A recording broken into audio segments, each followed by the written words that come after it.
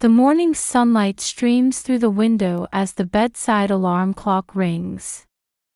I slowly open my eyes and reach for the empty space beside me. Soon, Nathan will be back in this spot. The thought fills my heart with both anticipation and anxiety. It's been 3 years already, I whisper. My eyes linger on Nathan's smile in the family photo hanging on the wall. Back then, we had nothing to worry about. But now, I take a deep breath to shake off such concerns. I slip out of bed and head to my 17-year-old daughter Megan's room. I knock on the door and call out, "Megan, time to wake up." A drowsy response comes from inside, and I head downstairs to prepare breakfast. While cracking eggs in the kitchen, I organize today's schedule in my mind: work at the library, picking up Nathan in the evening. Just thinking about it makes my heart race. I hear Megan coming down the stairs, and I put on a smile. "Good morning, Megan. Did you sleep well?" "More or less," Megan replies, sitting at the table with sleepy eyes. As we eat breakfast, our usual conversation begins. "How's school? How's that assignment coming along?" Megan's face clouds slightly. "Not great, but I'm trying."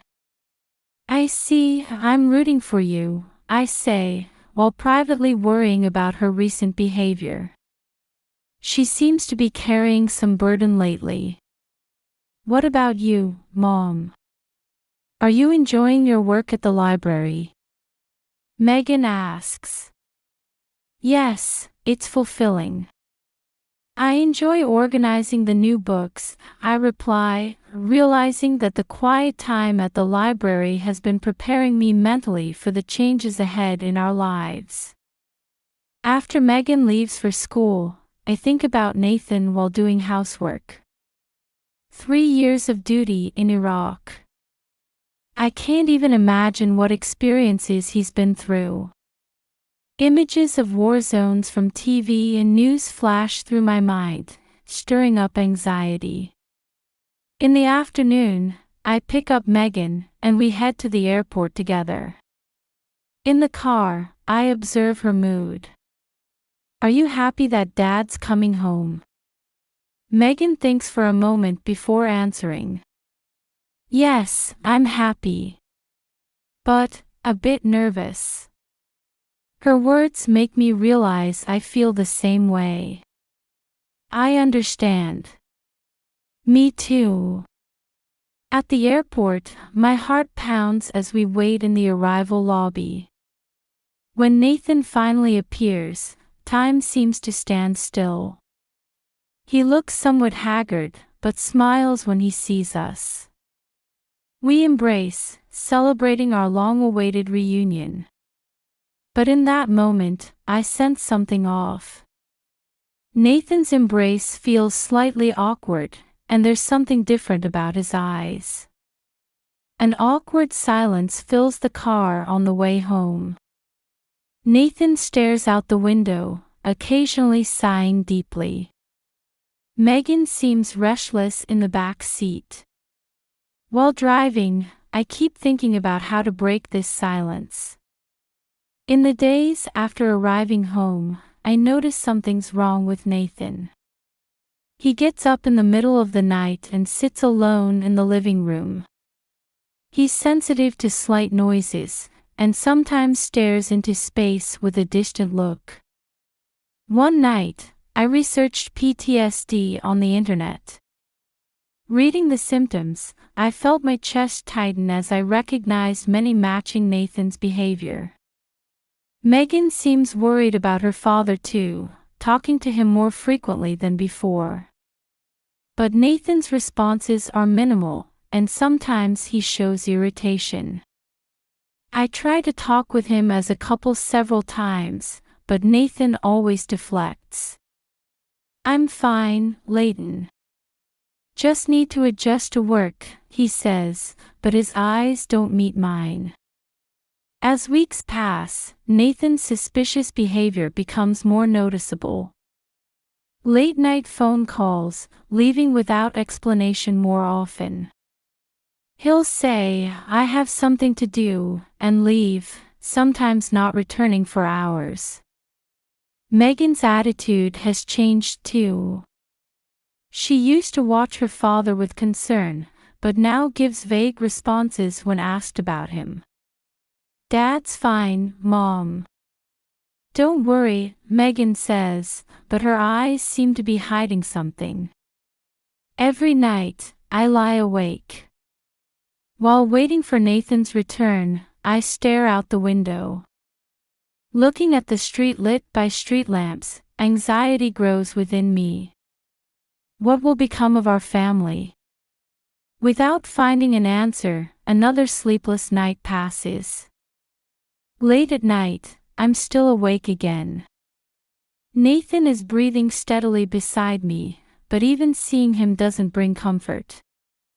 In the moonlight, his face seems to harbor unknown shadows. I slip out of bed and head to the living room. Standing by the window, I look down at the quiet nighttime street. In my mind, Nathan's recent behavior appears and disappears, the late-night calls, unnatural outings, and above all, those vacant eyes. Sitting on the sofa, I pick up our wedding photo. Nathan and I, smiling close together. Back then, I never imagined a day like this would come. Turning the page, I find a photo from when Megan was born. Nathan's proud expression as he holds the tiny baby. How did things end up like this? I ask the photo. No answer comes. Only a feeling of something tightening in my chest remains. As the sun begins to rise, I've made up my mind. To protect my family, I need to know the truth. Even if that truth might hurt us. At breakfast, I casually tell Nathan and Megan, the library's closed today, so I'm going shopping for a while. Nathan nods indifferently, and Megan says, "Be careful." Her words sound oddly mature. I head to the electronics store. When I ask about small cameras, the clerk shows me various types. "This is our latest Wi-Fi model. You can monitor it real-time from your smartphone," he explains. Despite my hesitation, I purchase the camera. Back home, my hands shake as I open the box. Is this the right thing to do? But there's no turning back now. While Nathan and Megan are out, I install the camera on the living room bookshelf. The small black lens seems to stare at me, racked with guilt. That night, while Nathan is in the shower, I gather my courage and pick up his cell phone. My hands shake as I enter the password. The screen opens, and I check recent messages. There, I see a name, Walta. Apparently a 38-year-old woman. The message content is too intimate. "I'm glad we met today. When I'm with you, I can forget everything." Something crumbles inside my head. My heart races, and nausea wells up. I rush to the bathroom, trying to vomit though nothing comes out. My reflection in the mirror looks miserable and pitiful. A few days later, I notice something different about Megan when she returns from school. She stays in her room more and seems restless at meals. One night, passing by her room, I hear her talking quietly with someone. When I knock, there's a startled reaction from inside. "Megan, are you okay?" I call out.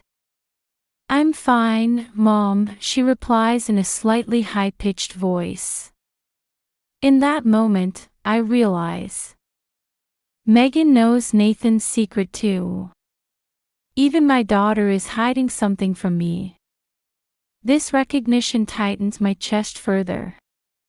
And then that night came.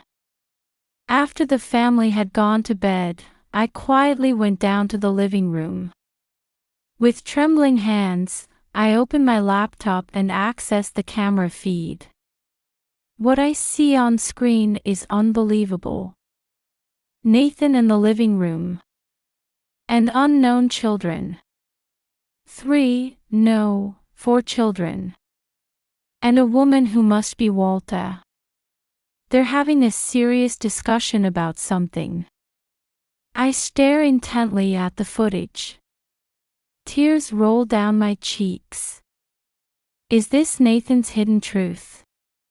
But why the children? Why Walta? Questions keep arising.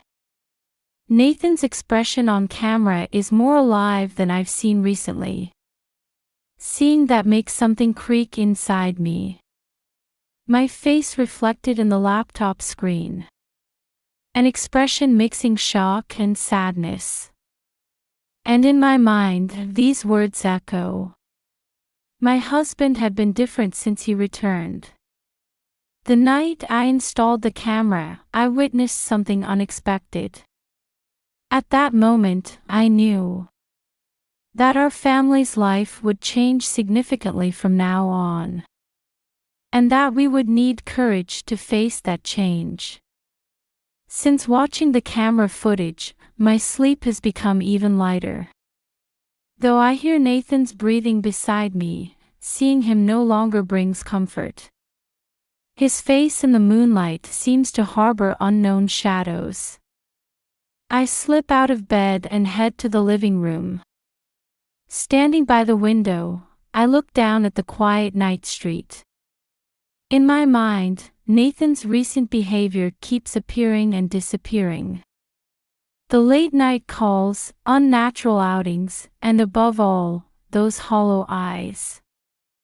I sit on the sofa and pick up our wedding photo. Nathan and I smiling together. Back then, I never imagined a day like this would come. Turning the page, I find a photo from when Megan was born. Nathan's proud expression as he holds the tiny baby. Why did things end up like this? I ask the photo.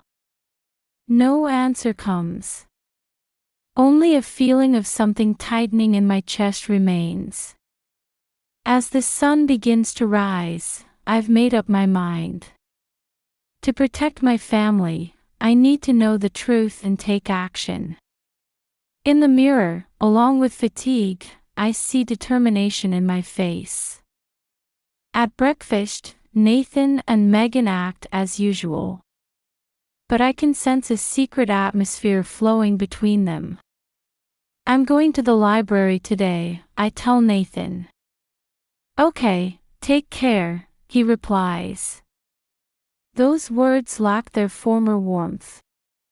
Arriving at the library, I can't concentrate at all. While organizing books, my mind is full of the scenes from the camera.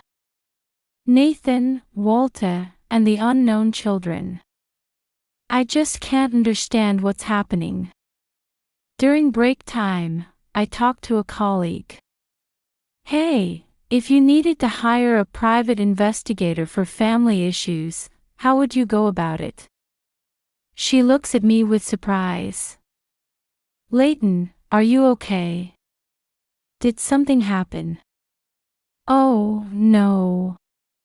Just an idea for a novel, I hastily cover up. She doesn't seem convinced but doesn't pursue it further. When I return home, Megan is shut in her room. While preparing dinner, I steel myself to confront my daughter. After finishing cleanup, I knock on Megan's door. Megan, I need to talk to you. The door opens, revealing Megan's guarded expression. As I enter the room, tension fills the air. Megan, do you know anything about what's going on with your father? I asked directly. Megan's eyes dart around. What do you mean? Your father's been acting strange lately. I thought you might know something. Megan's expression clouds over. I can see her struggling internally. Mom, Dad is a bit different. But isn't it just work stress or something? Is that really all? I press. Megan heaves a deep sigh. Mom, Dad is going through some things. But I don't know the details. I'm sorry. I can sense she can't say more. I hug her. Thank you, Megan. I'm sorry for worrying you. That weekend, when Nathan says, I have something to do, and prepares to leave, I say, I'm going shopping too, and follow him. My heart pounds as I tail him by car. In the city center, I almost lose him in the crowds a few times but manage to keep following. Finally, I witness him meeting Walter. They talk intimately before entering an old building. I sit frozen in my car, feeling a pain like my chest is being squeezed. A few days later, while shopping at the supermarket, I suddenly run into Walter. I quickly hide behind a shelf. She hasn't noticed me. She starts making a phone call. Yes, preparations for tomorrow's operation are ready. We must succeed in rescuing the children. At those words, something snaps inside me. Leaving my shopping basket behind, I rush out of the store. I make it to a nearby park and collapse onto a bench. In my mind, forgotten memories resurface. Images from over 10 years ago, when I worked for an international aid organization. Days spent trying to rescue children from conflict zones. And the memory of one failed operation. The image of a child being taken away before my eyes. The regret and guilt of not being able to help. These memories crash over me like waves. Why did I forget? I ask myself. I realize I had sealed away my past self in pursuit of a stable life. Back home, I stand before the mirror. The reflection shows not just an ordinary housewife who works at the library. I see my younger self, once burning with passion, overlapping with who I am now. Nathan's inexplicable behavior, Megan's changes, and my resurfaced past. All the pieces are starting to connect, though I still can't see the whole picture. What should I do? I ask my reflection. The answer hasn't come yet. But there's no going back. I must know the truth and take action. For my family, and for my nearly forgotten ideals. Determination settles in my eyes reflected in the mirror. The path ahead may be difficult. But I won't run away anymore. I've decided to reclaim my former self and move forward to protect my family. The next day, I head to the library with a different purpose in mind. While pretending to organize books, I start searching for materials about war orphans and international aid activities. Each time my fingers brush the spines of books, memories of my former self resurface. During lunch break, I sit at the computer away from others, continuing my search while remembering past activities. Photos of tragic situations on screen make my chest tighten. How could I forget such a world existed? I ask myself. Then I remember Aaron. A former colleague who should still be involved in aid work. I pick up my smartphone to contact him but hesitate. I lack the courage to face my past self. However, for my family and my nearly forgotten ideals, I make the decision. With trembling fingers, I dial Aaron's number. Hello, Aaron. It's Leighton. Leighton. I can't believe it. It's been so long. Yes, it really has. Could we meet?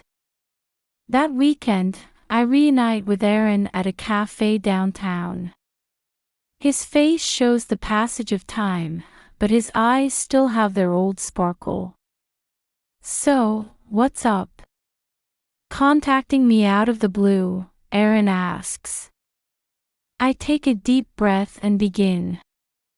Do you remember that failed rescue operation? Aaron's expression darkens. Of course. How could I forget? After that, I stumble over my words.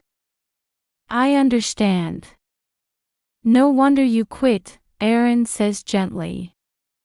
Fighting back tears, I explain the current situation. Nathan's changes, Walter's existence, and the children. Aaron listens seriously, then begins to speak. Actually, child trafficking is still a serious problem. Especially in conflict zones. Something moves inside me at his words. Aaron, is there anything I can do? First, learn the truth. Then start with what you can do. Back home, I begin organizing the information.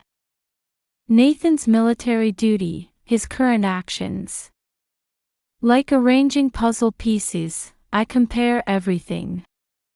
Late at night, after Nathan falls asleep, I approach his computer. After several attempts at the password, I finally log in. But I find only encrypted files.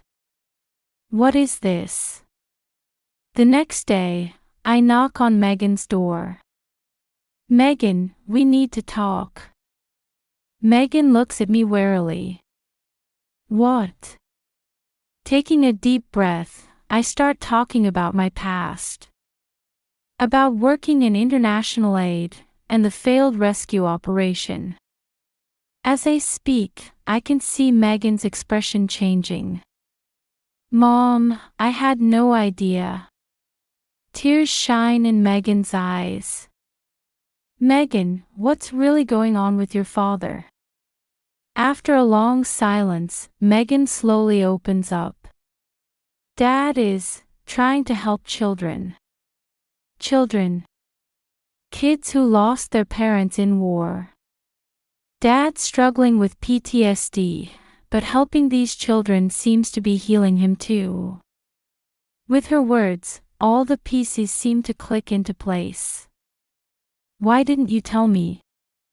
Dad didn't want to worry you. We hug and cry together. Let's help your father together, I say, and Megan nods firmly. That night, I wait for Nathan in the living room. I hear the door open and he enters, looking tired. Nathan, we need to talk, I say. He looks surprised. Leighton, what's wrong? At this hour? I know your secret. The color drains from Nathan's face. What do you mean? About the children. About Walter. Everything. Nathan collapses into a chair. How? That's not important. Why didn't you tell me? Nathan covers his face with his hands. I didn't want to worry you. And I didn't want you to think I was weak. The PTSD. He looks at me with surprise. How?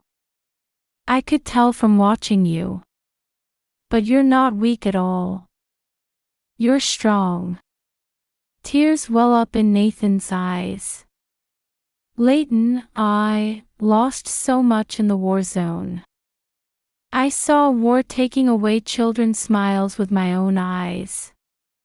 Even after coming back, I can't get those images out of my head. That's why you're trying to help the children. Nathan nods. Walter, at first, she was comfort. But now, she's a partner in our activities. I take a deep breath. Nathan, let's solve this together. As a family. His expression softens at those words. Are you sure? It could be dangerous. As a family, we can overcome any difficulties. The next day, we hold a family meeting. The expressions of the three of us gathered in the living room mix tension and expectation. Nathan begins to speak. His duty in Iraq, the tragic situations he witnessed, and his post-return PTSD. Then, about meeting the war orphans one day. When I saw their eyes, I knew I had to do something.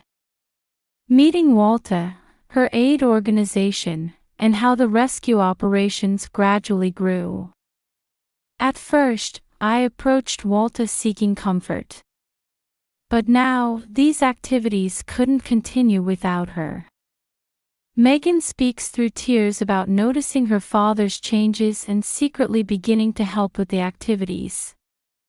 I didn't want to worry you, Mom. I'm sorry. As I listen to them both, I feel my chest growing warm. You both did well. Then I reveal my own past. My work in international aid, the failed rescue operation. I had the same feelings as you. But I got scared and ran away. After all three family members' secrets are revealed, a deep silence fills the room. Surprisingly, it's Megan who breaks it. What do we do now? Nathan and I look at each other and smile. Together, we'll save the children. As a family. In that moment, I felt years of anxiety and doubt clearing away like fog. Many difficulties surely lie ahead. But now that our family is united, there's no wall we can't overcome. A new morning was about to begin. Silence fills the living room. The aftermath of Nathan's confession still vibrates in the air. The gazes of our family of three quietly intersect. I take a deep breath and open my mouth. Actually, I have something to tell you too. As Nathan and Megan watch me with surprised faces, I begin to tell my past. Working for an international aid organization over 10 years ago. Being involved in rescue operations for children in conflict zones. And that one failed operation. That day, a child was taken away right before my eyes. I couldn't help. My voice trembles. After that, I ran away from everything. I sealed away my past self, seeking a stable life. After my confession, silence returns to the room. But this time, the silence isn't heavy. It's filled with air of mutual understanding, trying to comprehend each other's inner feelings. Nathan quietly takes my hand. Leighton, I had no idea you carried such a past. Megan comes closer and embraces us. Mom, Dad, we really are family, aren't we? Tears well up. I've never felt such strong family bonds before. After a while, I say with determination, what should we do now? There must be something we can do. Nathan shows a confused expression. But it's dangerous. I can't involve you. No, I interrupt. If we work together as a family, we should be able to find safer and more legal methods. My past experience can help too. Nathan and Megan's eyes shine with surprise and emotion. Are you sure? Nathan asks. Of course. This will become our family's new mission. The three of us embrace tightly.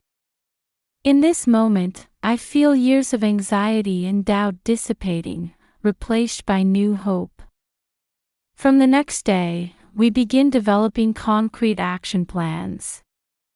Between my library work, I contact my old network.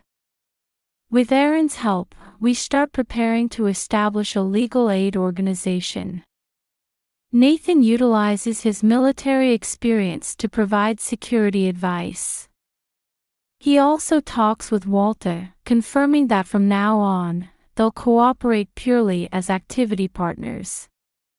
Megan reaches out to her school friends, starting awareness activities for young people. Her drive is impressive.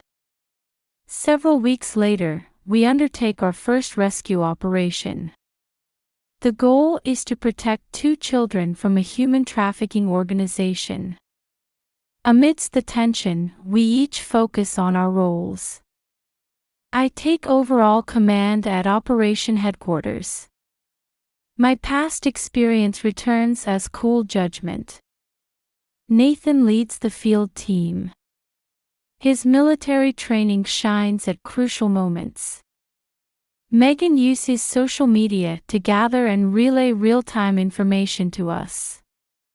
The operation proceeds more smoothly than expected. Through communications, we hear Nathan's team protecting the children and moving them to a safe location. We did it! I exclaim involuntarily. Megan runs over and hugs me. That night, we meet the rescued children.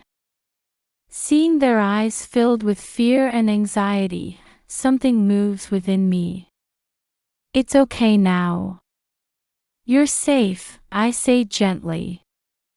Over the next few months, our family throws ourselves into caring for the rescued children. Securing safe housing, psychological care, educational support. Though challenges pile up, the joy of solving them one by one is irreplaceable. Nathan's PTSD symptoms gradually ease. I can see his expression softening as he interacts with the children. The day he reported having his first morning without nightmares in a long time, I couldn't help but cry.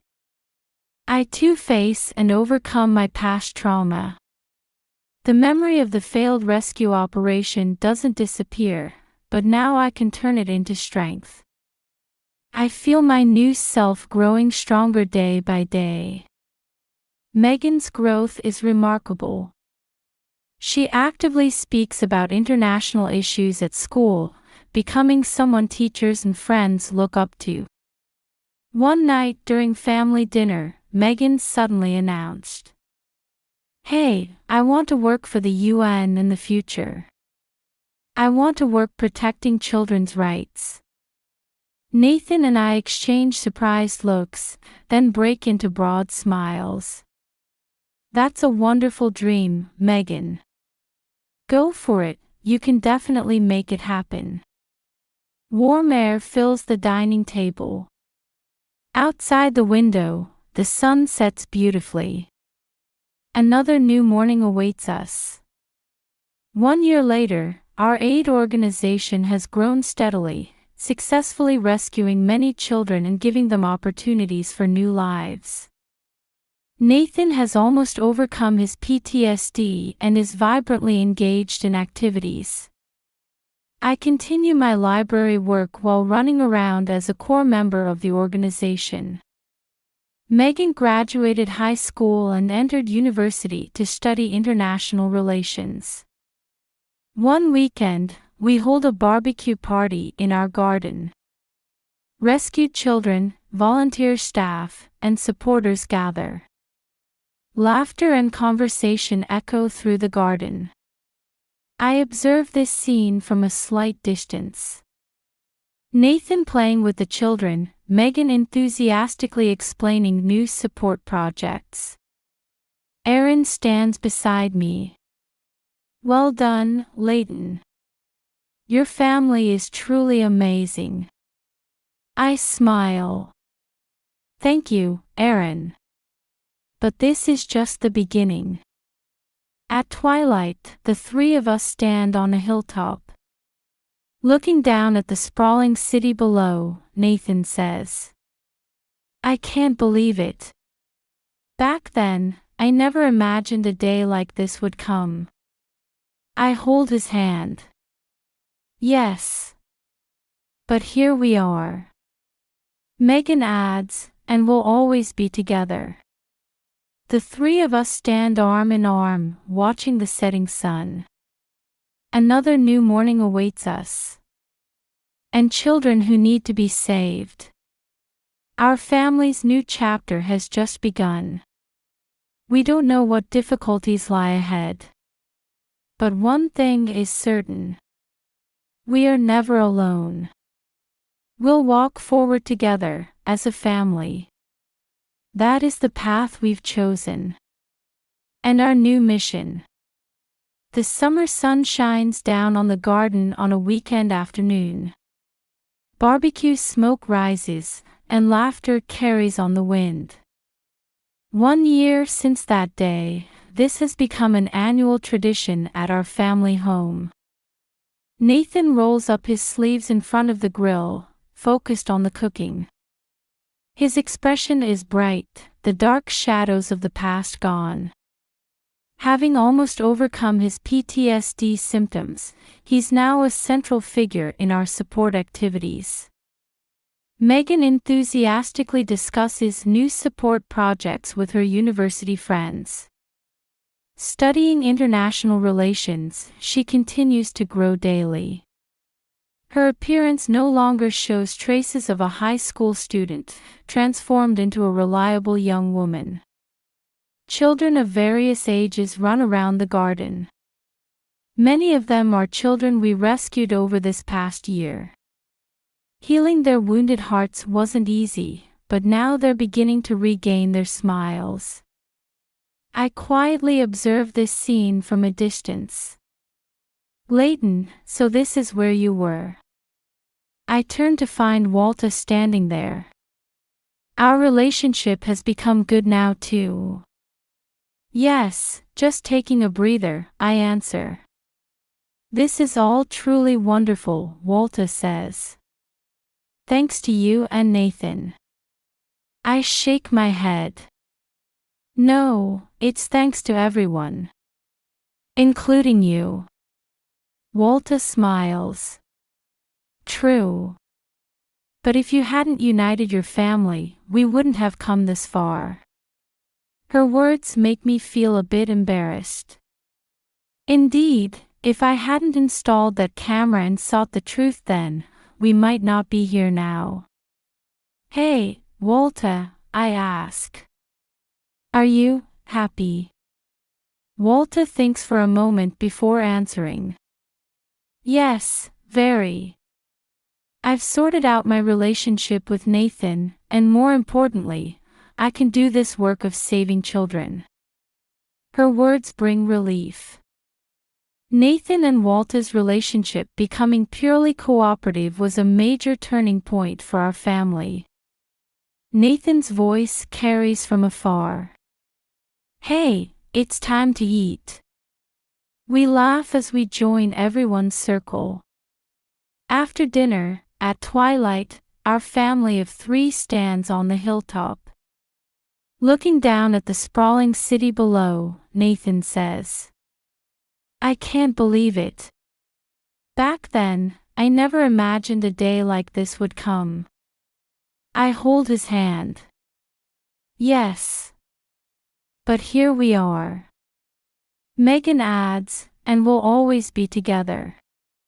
The 3 of us stand arm in arm, watching the setting sun. Behind us, the rescued children play with smiling faces. A narration flows in my mind. That day, when I installed the camera, I never could have imagined that this trial would strengthen our bonds even more and give us a new purpose in life. My face, lit by the setting sun, shows an expression of happiness and pride. Another new morning awaits us. And children who need to be saved. Our family's new chapter has just begun. We don't know what difficulties lie ahead. But one thing is certain. We are never alone. We'll walk forward together, as a family and as part of a larger circle of support. That is the path we've chosen. And our new mission. As the sun sinks below the horizon, our shadows stretch long. But these shadows are not dark ones. They mark the path to a future filled with hope.